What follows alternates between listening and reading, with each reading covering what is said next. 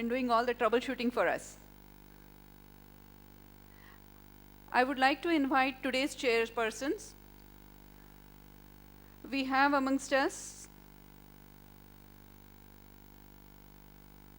Dr. P.N. Jain, sir, who is a professor of anesthesiology, critical care and pain, head division of pain. He is the past president of Indian Society for Study of Pain 2010-2012. He has got 70 pain publications to his name. He has presented many papers and delivered faculty lectures in national and international conferences. I welcome you, sir. Our second chairperson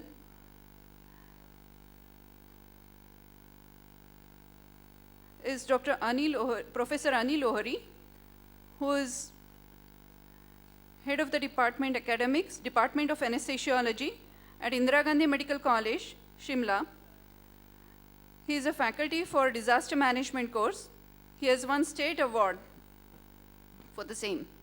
I welcome Professor Anil Ohri as a chairperson.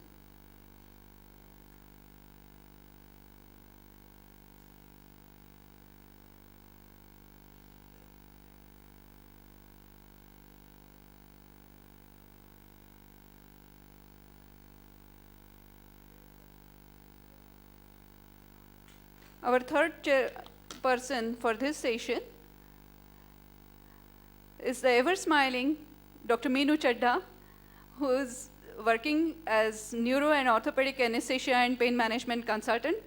She has got experience of 25 years and published many publications, and she has got outstanding achievements to her name as scientific chairman of ISSCON 2012, vice chairperson for ISSPCon 2016, and many awards as fellow of Indian College of Anesthesiologists. Welcome, madam.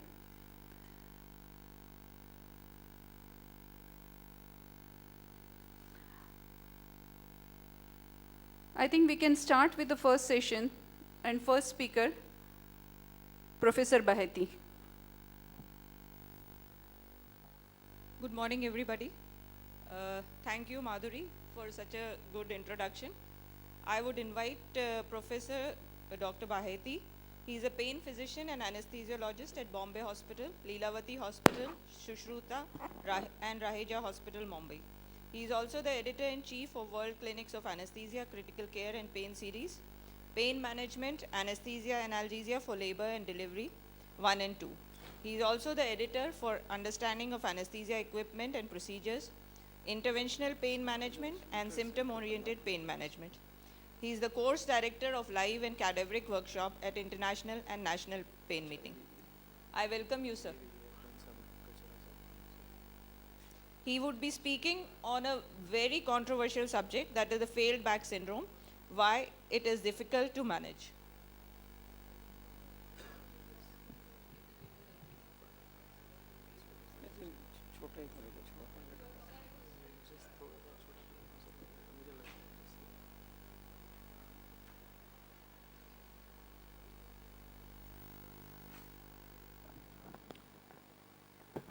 Sorry for the technical delay.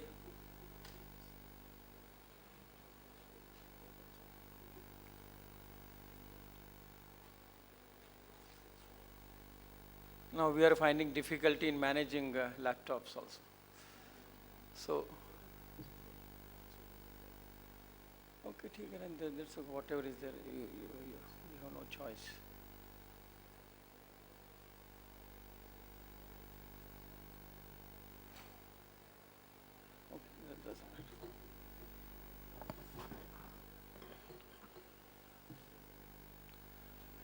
Good morning, everybody. At the outset, I would like to thank organizers and my friend Dr. Gautam Das for inviting me to give a presentation, or rather difficult case or difficult pain scenario what we see very commonly. Am I audible to everybody? Okay. When Dr. Das called me to talk on this, I thought he is my very dear friend, but when I realized the topic, I realized friends like him, I don't need the enemies. Okay. Okay. So, My outline of my talk will be, we'll try to define what is FBSS, what are the incidence causes and what options we have as a pain physician. Then what are the common issues, what we see, why it is difficult to manage. We'll try to understand that. And some preventive aspects, can we prevent FBSS? So there are some, about this syndrome, there are some quotes or unquote. It's a failed back syndrome often happens because initial patient evaluations are incomplete. We have heard many times that once failed back surgery is always a failed back surgery. And there is a universal truth or universal faith amongst all the spine surgeons that his patient doesn't have post-op pain. So when we come to the definition, is it a misnomer or it's a syndrome? As we all know, it's a condition of patient who experience continuous pain even after surgery. And as we know, there is no equivalent term that there is like a failed cardiac surgery or failed knee surgery syndrome. Why we are so insisting so much on the FBBS?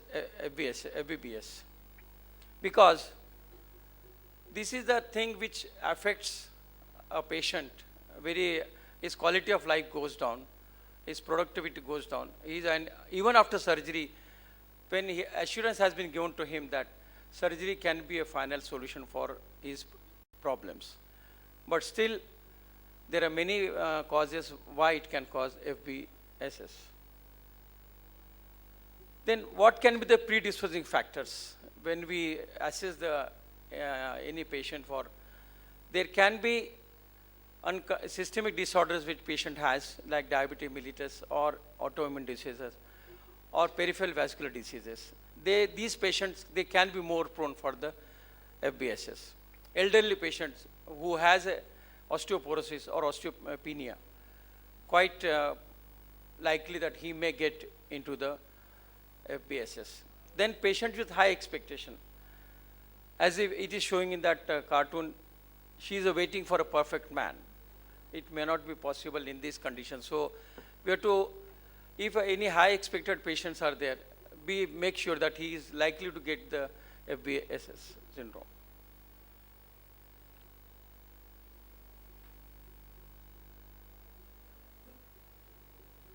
Then what is the patient profile whenever he comes to us? Usually all of you have seen this very commonly. They have a disuse, depression, deconditioning, drug misuse and disability. All these common Ds are very common with these patients whenever we do the clinical evaluation them, even with the history. And and they tend to be a couch potato whenever they are having these issues. Then whenever we do imaging options, what options we have? We commonly see these are the patient come with lot of X-rays, these are the surgery has been done. There can be scar tissue, there can be arachnoiditis, there can be herniated disc which has not been completely operated. So these are the very common issues what we see. Even after surgery, even wrong level has been done. So these issues are very common. Then what can be the causes of FBSS? I am sorry for the wrong spelling. There can be poor patient selection. This is one of the most common cause. Even statistics wise, they have seen 30% patients, it's very high. They can go into FBSS because of poor selection, or maybe wrong level has been operated. Initial evaluation has not been done. Then intraoperative, again, the wrong level has been operated because sometimes they say it is if you do provocative discography, then you can identify the source of pain and you can do exact discectomy or surgery. Sometimes the nerve root injury, inadequate decompression, these are the very common causes. Then post-surgery infection, another very common cause. Then stability, which they try to aim for the fixation of the joints, it may not be adequate. Then retained disc fragment, recurrent disc herniation.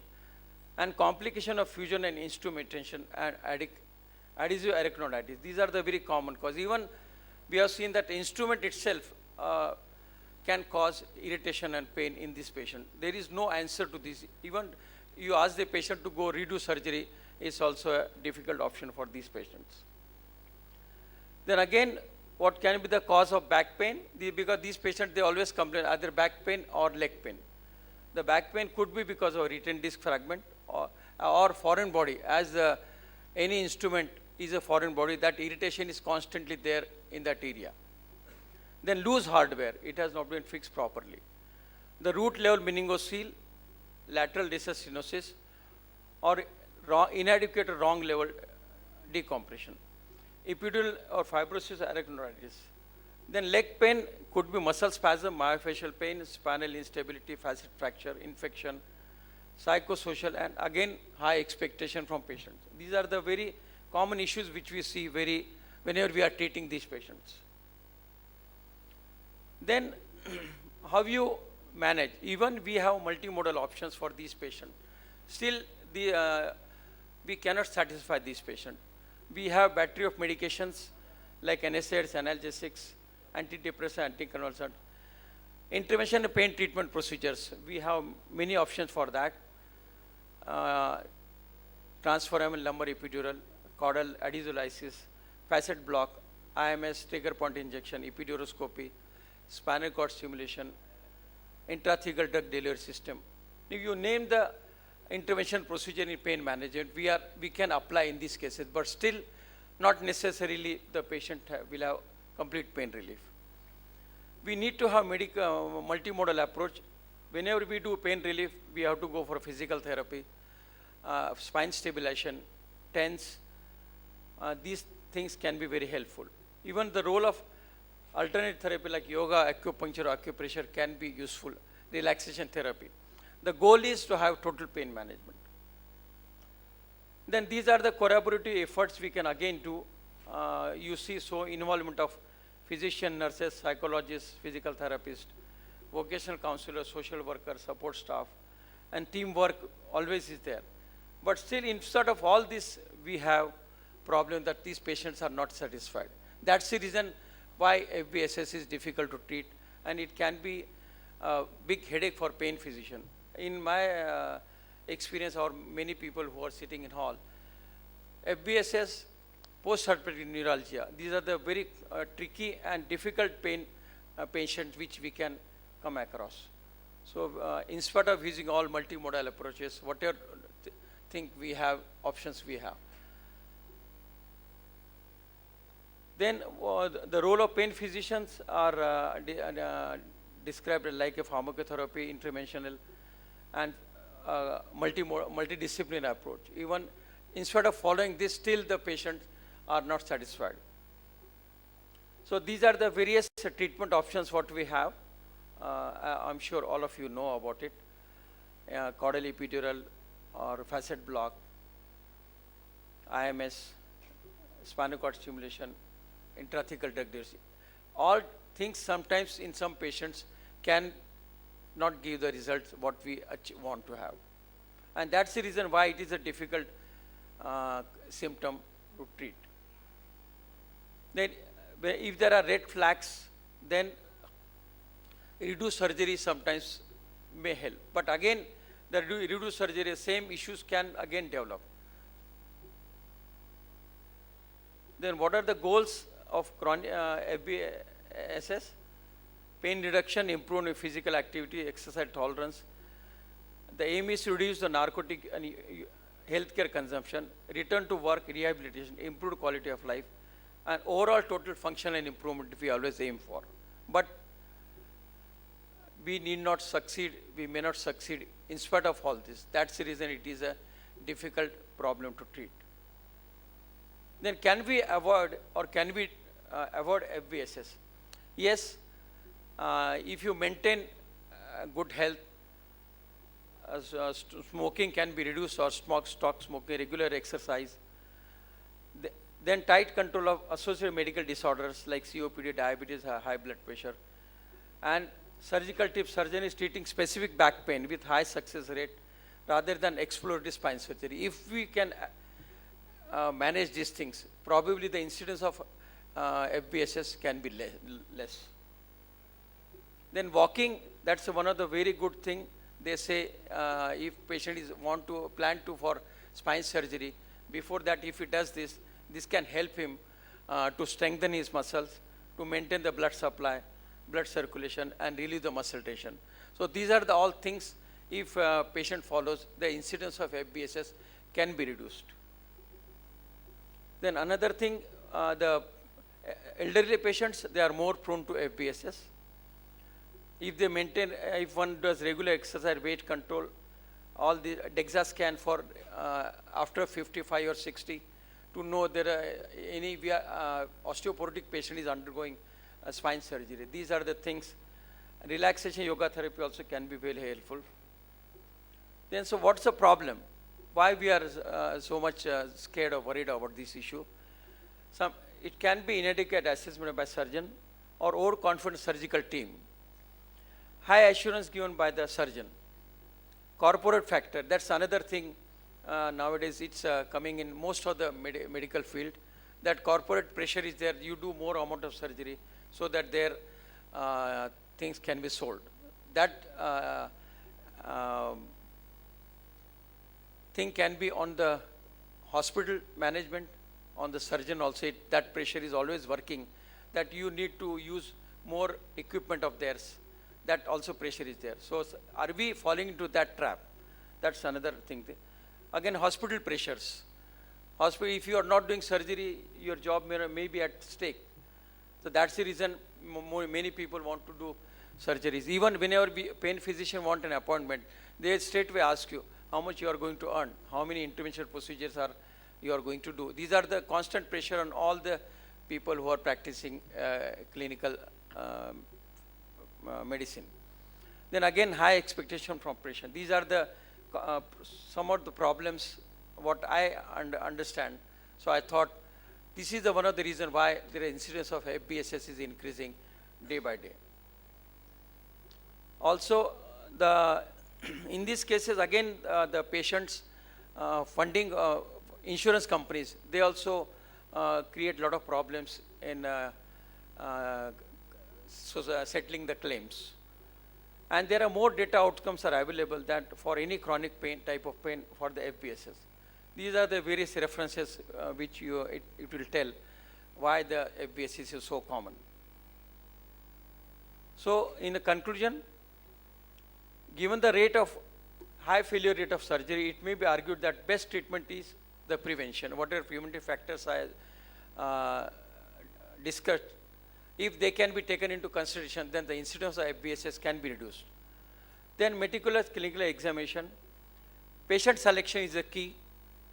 Then intervention pain treatment procedures can add to the degree of satisfaction. Sometimes surgeon sends us, orthopedic surgeon sends to us, give a pain block to this patient. But this may not be helpful at many times. Again, this adds to the dissatisfaction to the patient. Then a debilitating patient, if you are undergone surgery, that can be again a tricky situation. Multimodal approach and with overall rehabilitation is mandatory. That's what in conclusion I can tell. Thank you so much. Thank you, sir, for such an elaborate talk. Questions we'll take later on? Later on, at the end of the session. Thank you so much. Thank you, sir. Question session we'll have at the end of the session. Thank you. So I invite the next person.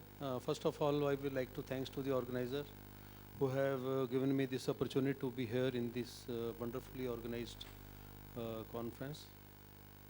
So we go to the next topic, pain management in pregnancy by Kritika Doshi.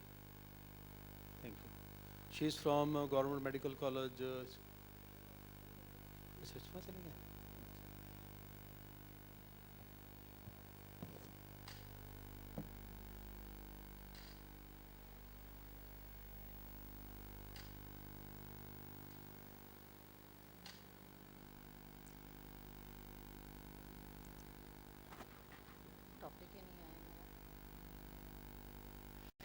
Good morning, everybody, chairpersons, seniors in the audience, and friends.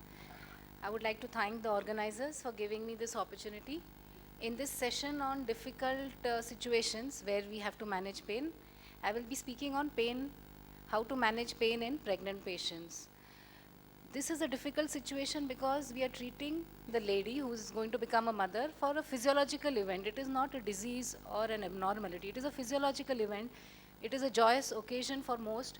And at the same time, we have to take care that we don't do any undue collateral damage to the child. It is challenging because pregnant women metabolize medications very differently from non-pregnant patients, and the usual workup that we do includes radiation. So there is a relative contraindication of radiography when we are working up and finding out the cause of the pain. And at the same time, we have to remember the potential effects of the medications on the fetus.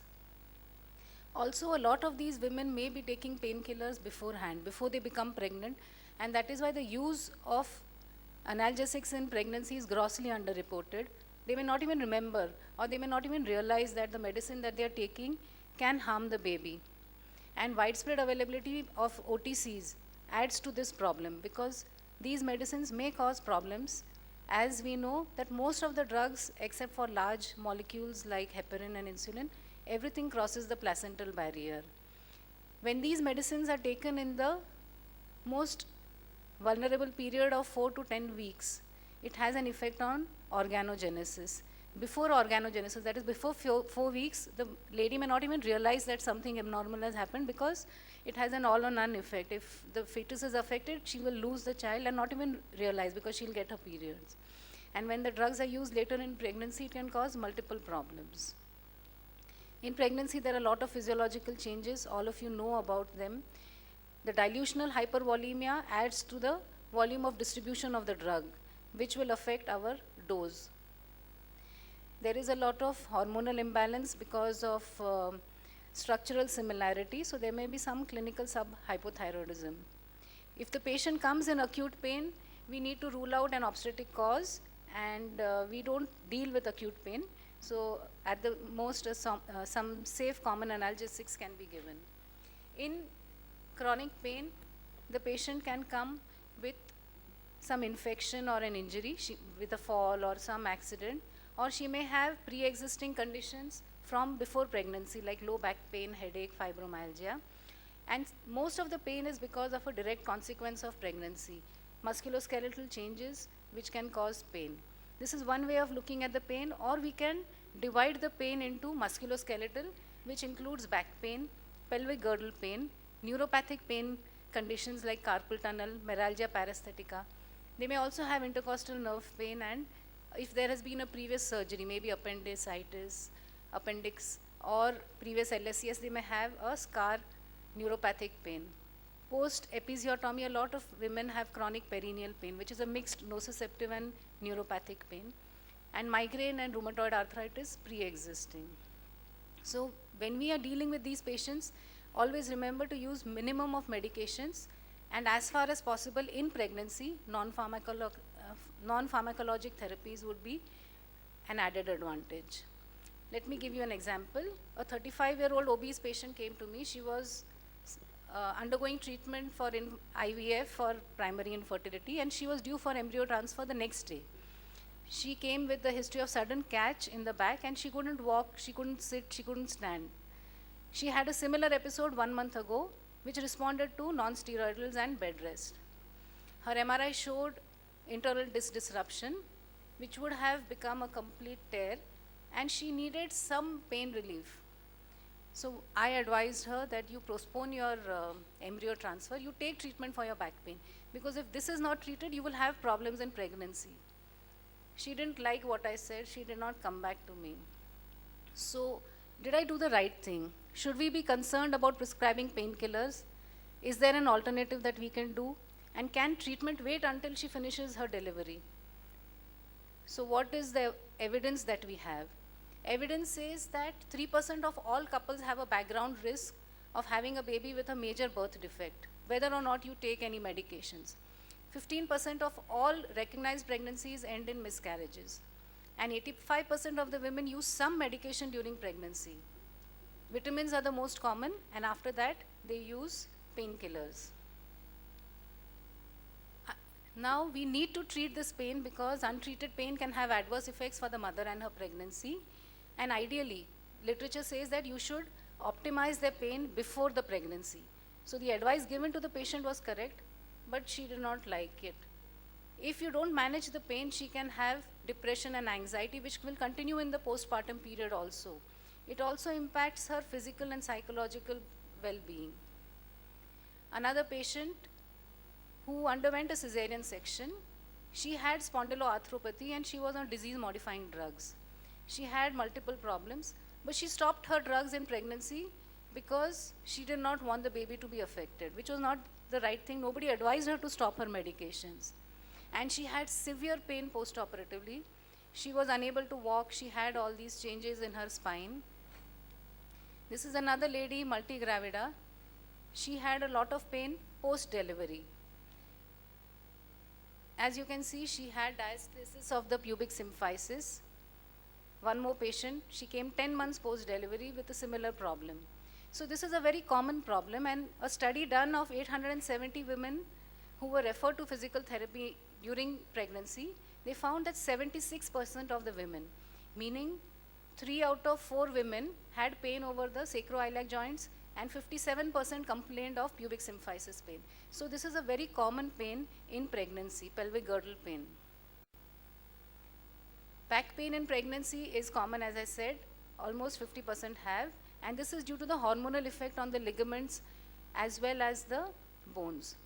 And because of the excessive weight gain and the weight of the baby, the whole center of gravity shifts.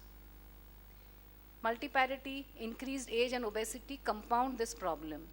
They can have low back pain because of the excessive tension on the ligaments of the back. They can also have headaches, which is a tension type headache. And the posture, poor muscular structure pre-pregnancy adds to this. Non-pharmacological therapies that we can advise the patient is physical therapy, acupuncture, use of supportive belts. There are special belts that can be made. Teaching them the correct posture can help. Simple exercises. Water exercises are very good, though in India a lot of women are averse. As soon as they're pregnant, they stop all physical activity. When you tell them swimming, it's a big shock to them that how can you advise them to do any exercise. It's a very difficult situation to treat them. Good footwear, sleeping on the side, cold packs, all these are simple things which can make the patient very comfortable. This was a study done where they saw that doing water gymnastics in pregnancy reduced the back pain in pregnancy. And this allowed many women to continue to work, and during sleep, using the special pillows helped them to sleep. A study in pain, sorry, slide is hidden. They did a study to find who are the patients who can be predisposed to PGP or pelvic girdle pain. And they found that those who had pelvic girdle pain were more prone to having disability. The people who had pain at 6 weeks, who had somatization, who complained excessively of pain, who had higher birth weight, and who were forced to work in uncomfortable positions in their office, they were the ones who would have more pelvic girdle pain, and they were prone to more disability post-delivery. So when we have no choice of using pharmacotherapy, there are some guidelines. In India, we follow the US guidelines, and these guidelines were formed in 1979, where they classified the drugs into category A, B, C, D, and X. Category A is where there are good studies in animals and in humans to show that there is no risk to the fetus. Category B is animal reproduction has failed to show any risk to the fetus, but there is no study in humans. Category C is there is adverse effect on the fetus, as well as there are potential harm to the baby, but despite the harm, the benefits outweigh the side effects. So these are the drugs which we can use, and category D drugs we should not be using. Sometimes we may have to use. However, the problem with this is it's very difficult to assign any drug as category A because there are no studies. How can you make a study showing a patient who has been used a drug. Breastfeeding mothers, if you have to use the lowest possible dose because a lot of the drugs can cross over into the baby. Now I will talk something about the commonly used drugs. Paracetamol, which is one of the safest drug, is a category B drug. We do not have any category A drug. It is the first line of treatment for pain in pregnancy. It does not have any teratogenic effects. Non-steroidals were used originally as tocolytic agents. Even now they are used for pain relief when paracetamol does not work. In the first trimester, it can cause effects to the baby, and in the late trimester, it can cause failure of the closure of the ductus arteriosus. It is classified as category B, C, and D. In third trimester, it becomes category D because it acts on the ductus arteriosus. During breastfeeding, it is not recommended. The safest drug that we can use is ibuprofen, and again, we should use the lowest drug that is possible. All NSAIDs are category D in the third trimester. Anti-epileptics, a lot of women who have epilepsy may become pregnant while they are taking the drug. These cannot be stopped, and what literature says is that you should use monotherapy instead of multimodal or polypharmacy. The lowest effective dose needs to be used, and these can have harmful effects for up to 70 days after conception.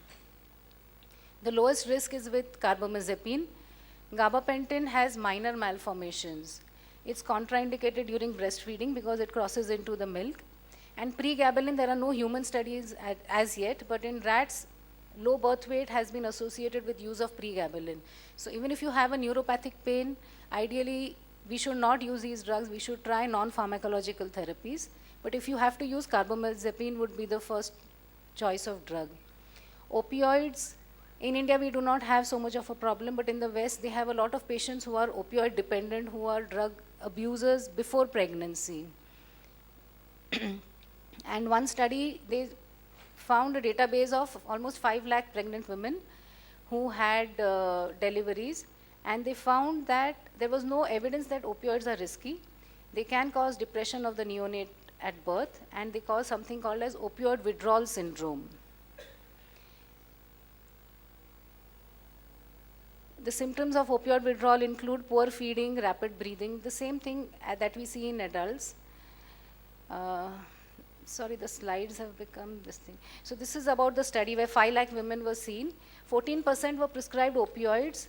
In the first and second trimester, 5% of the women were given opioids by the healthcare practitioners. In the third trimester, 6.5%. And there were 2% of the women who had been prescribed opioids more than 2 or 3 times in the pregnancy. So if you have to prescribe opioids, use a safer one, which is hydrocodone followed by codeine.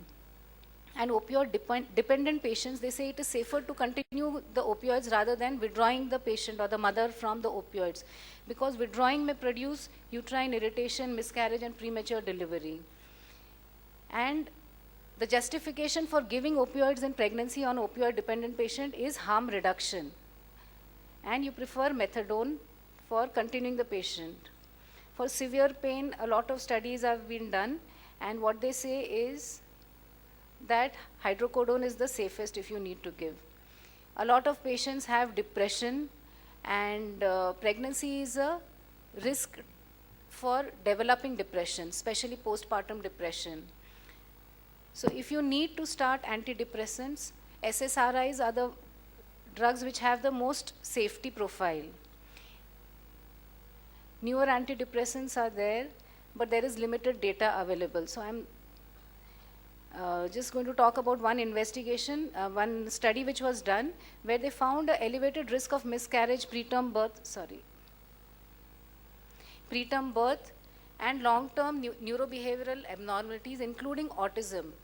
So if we have a patient who has depression, maybe psychotherapy would be more beneficial. And if you explain to the patient that if we give you drugs, there is a possibility of your child being autistic, the patient may be more amenable to psychotherapy. Otherwise, if you say psychotherapy, patients start thinking that we are calling them crazy. So it is better to explain to them the risk of giving them drugs. A lot of patients take benzodiazepines for sleep, But benzodiazepines are associated with floppy baby syndrome in the 3rd trimester. In the 1st trimester, they may have cleft lip and cleft palate malformations. Lactation, again, SSRIs have a safe profile. Steroids. A lot of patients, interventional people think of using an intervention, whether we can use steroids. Steroids orally can be given, especially for asthmatics who are taking steroids. Evidence suggests that it is safer to take medications than to have exacerbations of their asthma. And systemic corticosteroids are not teratogenic, though they can cause other systemic problems in the mother.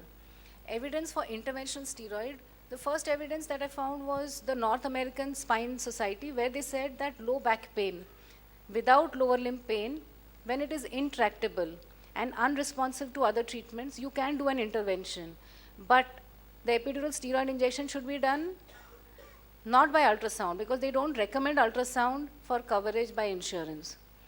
And another article by Neil Colligan and Sanjeeva Gupta says that pregnancy is a relative contraindication for doing an epidural steroid. So there is mixed evidence whether you should do or you should not do any intervention. Another thing is it is a physiological event. The patient, once she delivers and once the excessive weight is taken off, may not have that severe symptoms. So whether we are justified in doing an intervention is what you need to take a call on. If at all the patient is on oral steroids for some rheumatological condition, prednisolone is the safest one, and it is recommended that when she's feeding the baby, you wait for 3 to 4 hours after taking the baby and feeding the child. Or you Time. feed the child and then take your tablet. Time. Okay, time up. Migraine, non-drug therapy should be used. Again, interventions, there are some reports of patients who became pregnant while wearing their intrathecal pump and spinal cord stimulators. But the growth of the spine and of the uterus may displace the catheters. Nerve blocks are safe in 2nd and 3rd trimester when a single injection is given. So the summary is the vulnerable period should be taken care of 4 to 10 weeks. Use medications that have evidence of safety. Paracetamol and codeine are the safest. And multidisciplinary non-pharmacological therapies wherever possible. Thank you very much. Thank you, Dr. Kritika, for a nice and elaborate presentation. So I hand over the mic to Professor P.N. Jain. Thank you.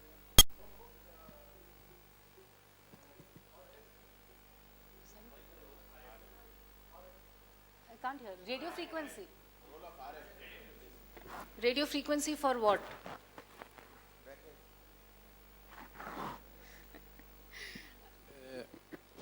What about RF during a pregnancy in patient with facet arthritis or root Yeah. pain? How will you In do? first trimester. No, what they say is you should wait for delivery. Under If it is sonar. not a life-threatening thing, why would you want to do anything in pregnancy? Under sonar, not under fluoroscopy. Yes. Sorry? Under sonar guides, not fluoroscopy. Ultrasound guided, yes, but when you are seeing the patient has at least 10 to 12 kilos of extra weight. There is distortion of the anatomy. Once the patient delivers, the spine may be different. You may have to do, how will you do a diagnostic block and then radio frequency? Why would you want to do it in pregnancy? Evidence says that you should ideally wait for the patient to deliver unless it is intractable severe pain. RF have no teratogenic effect. RF have no teratogenic effect. I don't know if somebody, sir, you can answer. It has no teratogenic effect. Yeah. Thank you very much. You can discuss later on in the tea and lunch. Okay. Thank you very Another much. question. What about intra-articular injection of steroids and PRP, platelet-rich plasma? Is it allowable during pregnancy? It depends on benefit and risk. Whether it is risky, whether we can withhold the steroids, whether we can withhold the injection, that is the issue. If the pain is severe, then you have to explain the risk and go ahead. If the patient cannot just wait for 3 months, then you have to go with risk only. Yes.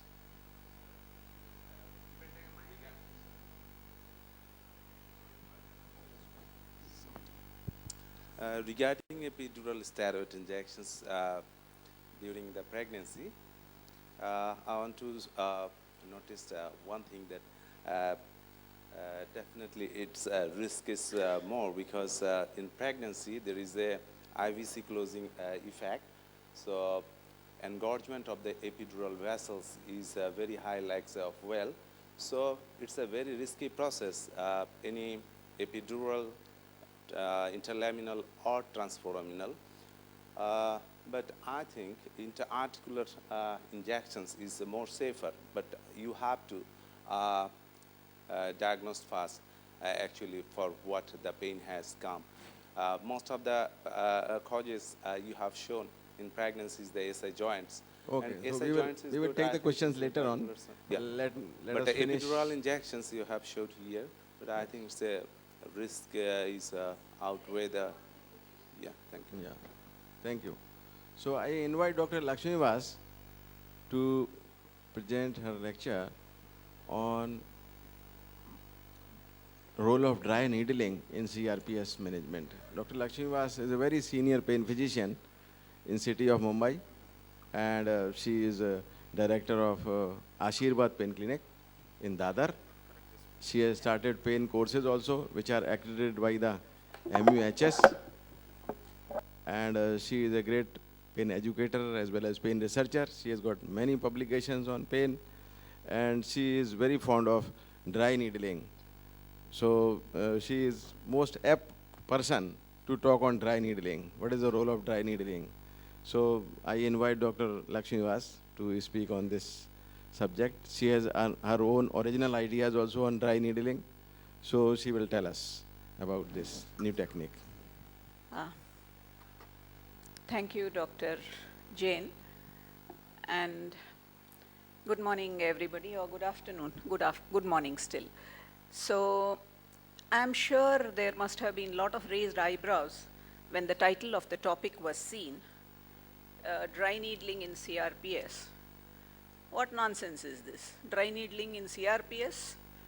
But then there is a lot of sense to it, and I will explain to you why dry needling is a scientific procedure in CRPS and share with all of you what I am talking about.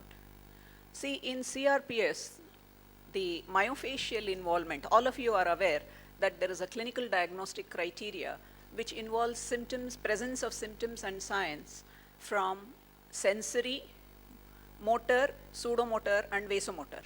The Budapest criteria says that you should have one each from 3 categories. Of all these, it is the motor impairment which is primary and gives rise to all the other clinical diagnostic criteria in CRPS. This is a very, what I'm saying flies in the face of all clinical thought processes in the last 1.5 centuries. So you can imagine how much of a criticism I have received from the reviewers of journals and things like that. But finally, I have been able to convince them, and my papers are getting published. So the CRPS is a terrible disease in that disability is a very major part of it. Once a patient gets CRPS, the whole hand is many times gone forever.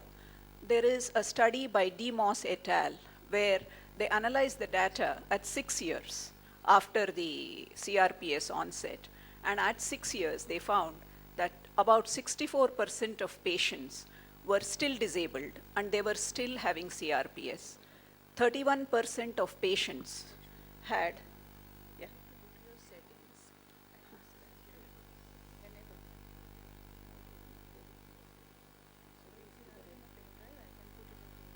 Okay, I'll get the pen drive. Okay.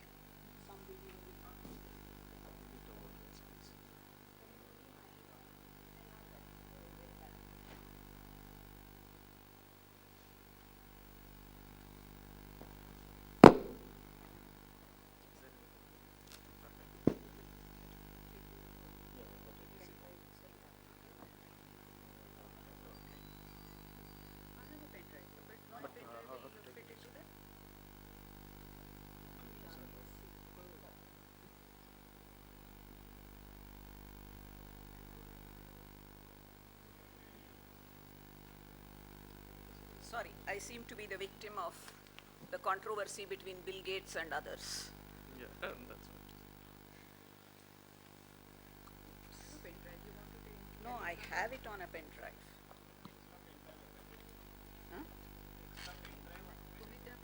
नाही मी review room मध्ये गेली होती ना तिकडे ठीक आहे हे तुम्ही तिकडून घ्या आणि अच्छा अच्छा okay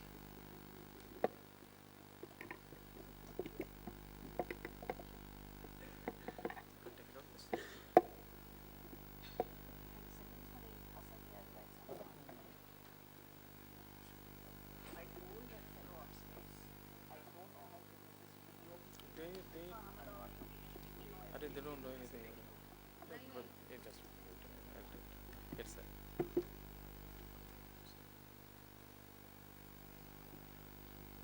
See, can we change this until then if you are not getting that?